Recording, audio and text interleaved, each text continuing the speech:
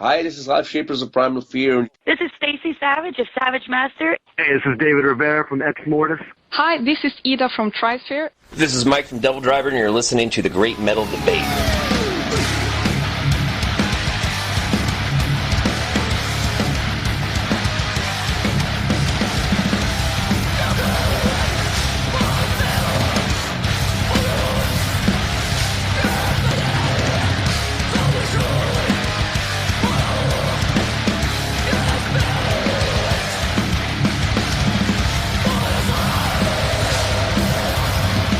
Hey Metalheads, welcome back to the show for another metal artist interview.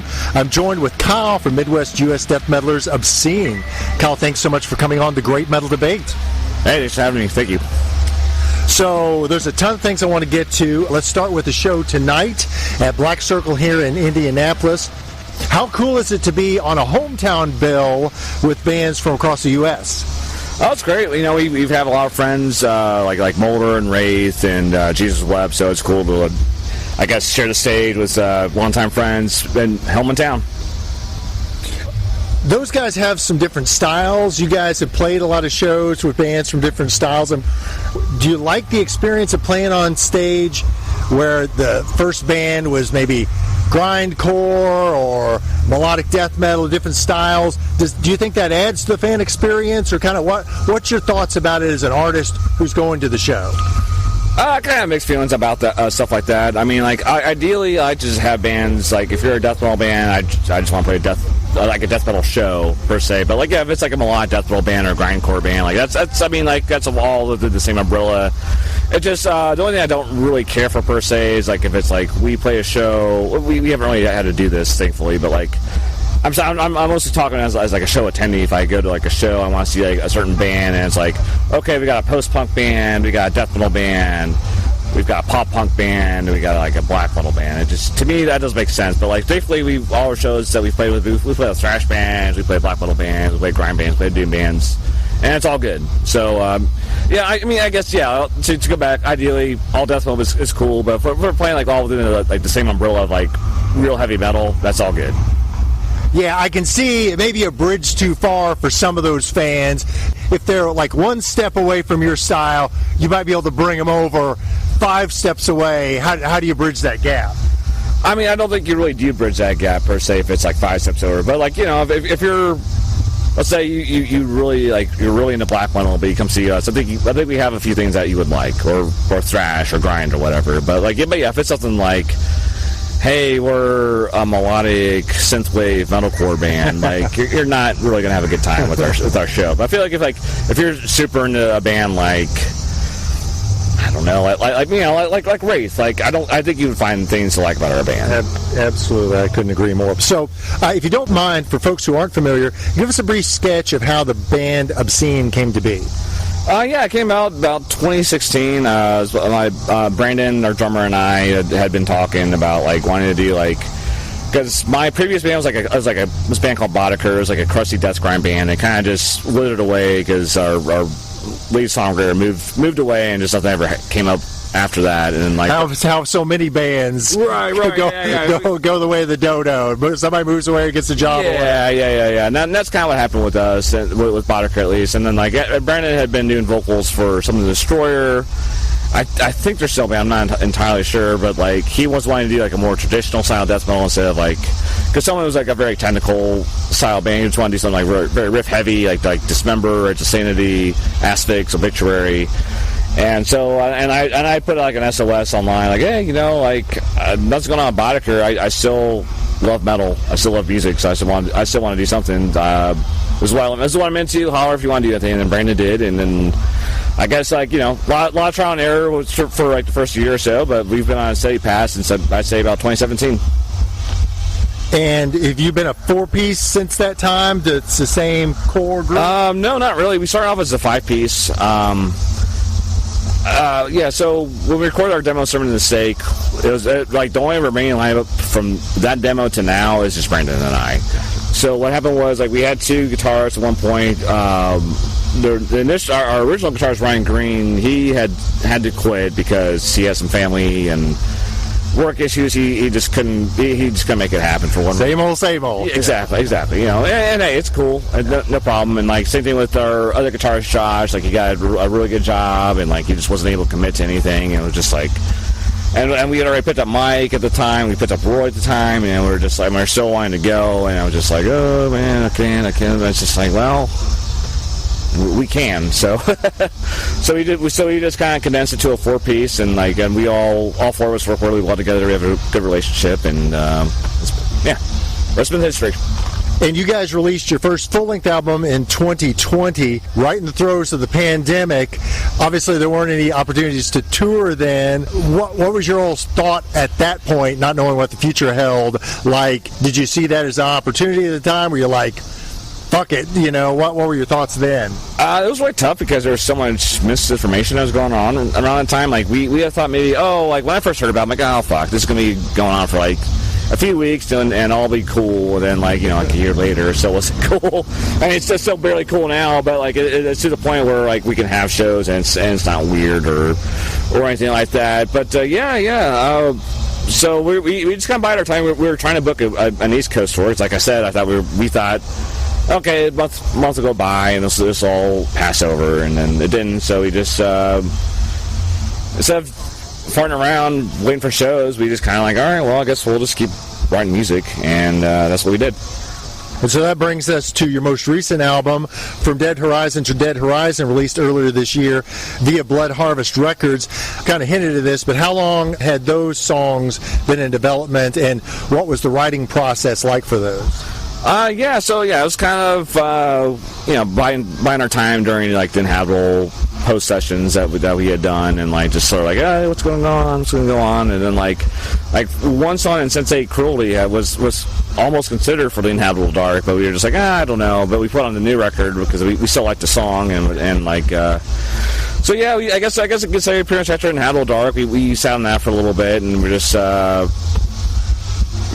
restrictions were kind of tough at first, but then we were still able to get together about at least once a month to try to work on stuff. But then once vaccines and shit came around, we started to get together more frequently, and I guess instead of playing shows, we just hung out, rehearsed, played some shows not play some shows, but played our set that we would, and then started working on new stuff, and 8 songs later, here we are. Nice. Well, I'll give you my opinion about it. I think it's a really strong release. I like the album. To me, it's something that fans of like classic death metal would like, but it's not retro, which is something I don't like too much of the retro, with apologies to like Gruesome and those guys. Sure.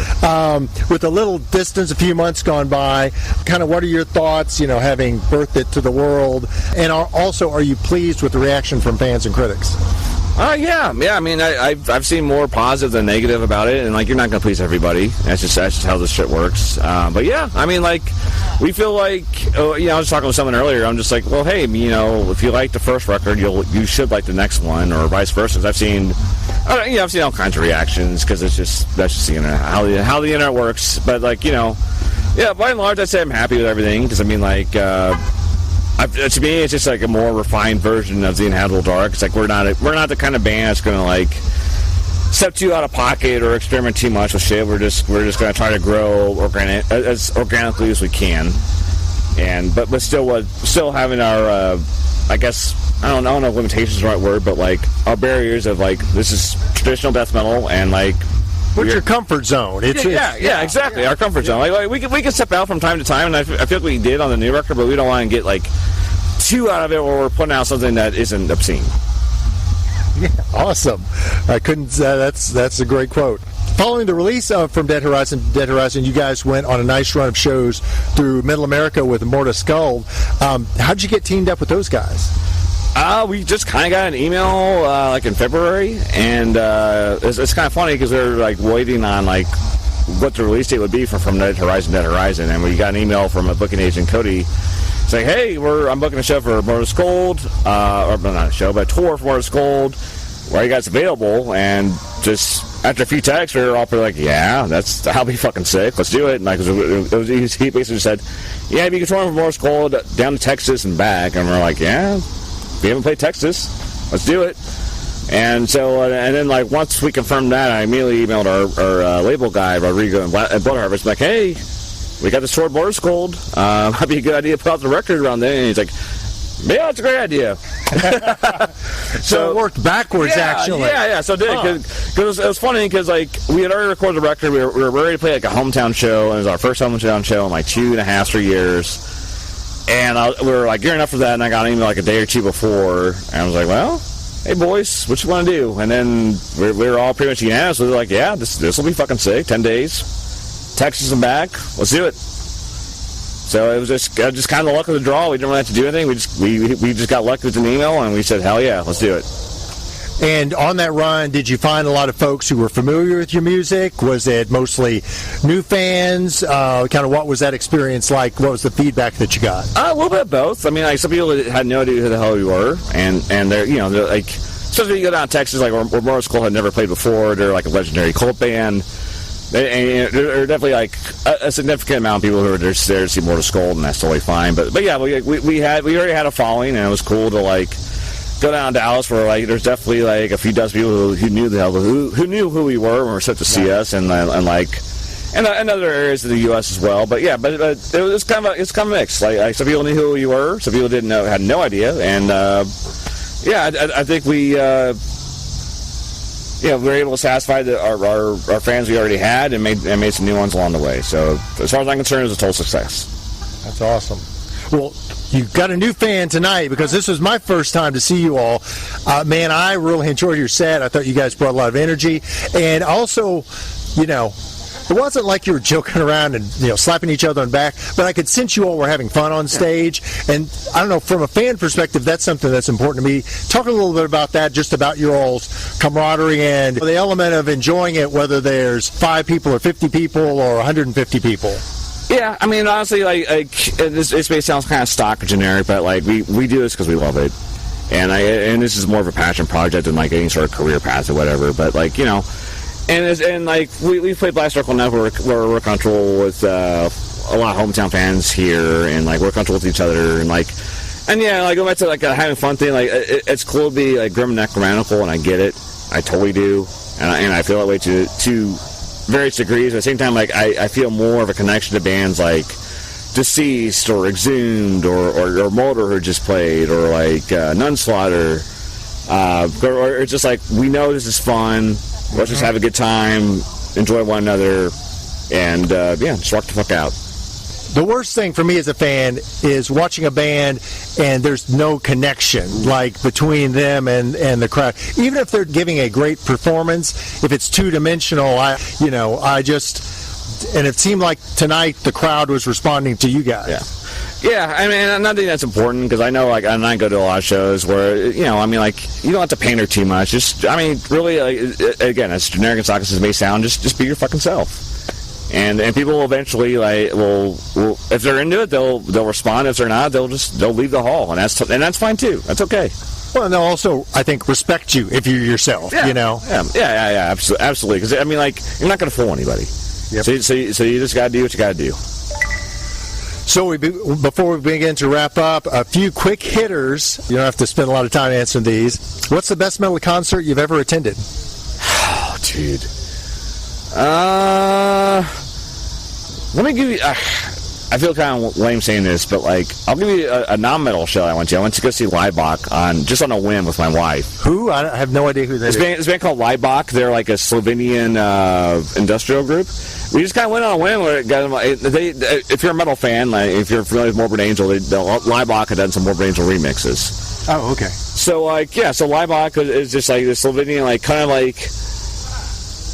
It's like a satirical fascist group. They're not actually fascist, but it's very satirical about it. But like, my wife and I just went out on a whim, and like, it was one of these we didn't really know what to expect. But like, they just like the atmosphere, like the performance, like the interaction, it blew our goddamn minds. And I can't really properly describe it unless you know who Leibach are, or if you've seen Leibach. If you have, you know what I'm talking about. Well, you piqued my interest. I'm going to have to check those guys out. What location or festival is your bucket list show that you've not been to? Whew. That's a good question. I mean, I'd love to play Maryland Death Fest at some point. I've been to Maryland Death Fest from years 2009 to 2016. I was actually going to go this year, but then we got offered the Mortal Skull tour, and I'm just like, well, hey, I'd rather tour than go to me getting fucked up in the parking lot watching Hellhammer is sick, but me touring with Obscene and playing with Mortal Skull and places we never played before is even sicker. So I had to make a business decision there. But yeah, if we ever got invited to Maryland Death Fest, that'd be sick. As far as like going, festivals going or attending, just as a fan, I mean, I like to go to Europe sometime just to, not necessarily Wacken per se, but just a cool metal. Like Killtown Death Fest is always awesome, so I like to go check that out at some point. Yeah, Europe would be my answer to that question. If you lived in prehistoric times, would you be a hunter or a gatherer? Yeah, probably a gatherer. I'm always like searching for things. I don't like killing things. I'm just a big animal guy. I mean, I eat meat, but like, yeah, like I got 2 cats. I love dogs. If you got a furry buddy, I'm gonna pet it. So nice. If you could choose any superpower to have, what would it be? I don't know. Wolverines. Wolverine's my favorite superhero. The claws and can get shot and the healing powers. Yeah, I'll just say Wolverine. Comes in handy. I like that answer. And finally, what happens when we die? Nothing. We hopefully people remember us for the good that we've done, but that's all we can do. Basically, that's live your life to your fullest, the way you see it. Nice answer. I like it. So after the performance tonight at Heavy Hell 3, give us a general overview. I know you might not know specifics, but the band's plans going forward. And when can fans expect to hear new music for the band? I know you guys just released a new album, but or anything in the works. Yeah. Well, I mean, we're always writing. I have no idea when a new record's coming out, but we've got I know our guitarist Mike has 30 or 40 riffs he's got either finished or in flux. Brandon, our drummer, has written a lot of riffs as well. So we got the riffs, but it's just trying to make them into songs. We're doing a few days with Demiricus at the end of September, just like a 3-day tour with Milwaukee, Chicago, and Fort Wayne. Cool. And then we're gonna take a break from playing shows for a few months, and we're gonna do a little spring run with our friends in Mulder and around the East Coast for April. Excellent. And try and get over to the West Coast in the summertime, and then after that we're just gonna unless it's Europe or an insane tour we can't turn down, we're probably just gonna stop playing shows after summer of next year and really dig our heads in the sand and start working on a new record and in earnest. I guess we kind of are now, but really commit to it and just we'll see where it goes, because I don't really have anything else to say beyond that. But you never know when that booking agent might give you a call out of the blue, like happened before. Well, sure. If it's like, hey, we got Immolation and Asphyx going on tour, you guys, yeah, we'll do that. but after I say July of next year, that'll probably be the cutoff point for playing shows, and then we'll just really dig deep and work on writing, recording, and go from there. Knocking it out. Awesome. Well, finally, what is the best way for fans to purchase music and merchandise from Obscene, including the latest album From Dead Horizon to Dead Horizon? That'll be at our Bandcamp. It's just obscenedeathmetal.bandcamp.com. We've got CDs. We're sorting out tapes. Our label Blood Harvest, based in Sweden, has some tapes, and they're doing pre-orders on vinyl right now, so you can go to Blood Harvest Bandcamp as well. But we have shirts and CDs, and the money goes directly towards us on our Bandcamp. obscenedeathmetal.bandcamp.com. Well, Kyle, thanks so much for taking the time. Enjoy your all's music, but definitely have become a fan after seeing you guys play, because, again, you guys put on one hell of a show tonight, and I'm looking forward to seeing you guys again in the future. Thanks so much. Awesome. Thank you. Glad you enjoyed the set.